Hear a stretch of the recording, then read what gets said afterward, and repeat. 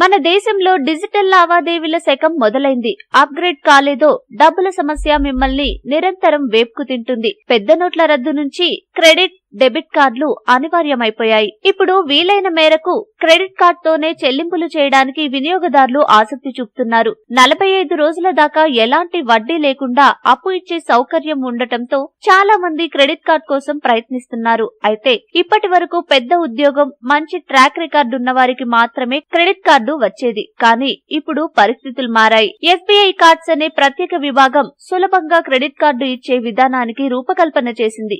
ఏ bank లో అయినా 25,000 fixed deposit చేస్తే దాన్ని గ్యారంటీగా తీసుకుని క్రెడిట్ కార్డు వెంటనే ఇచ్చేస్తోంది. ఇక అప్పుడైతే మీ జీతం, ఆదాయంతో ఎలాంటి సంబంధం లేదన్నమాట.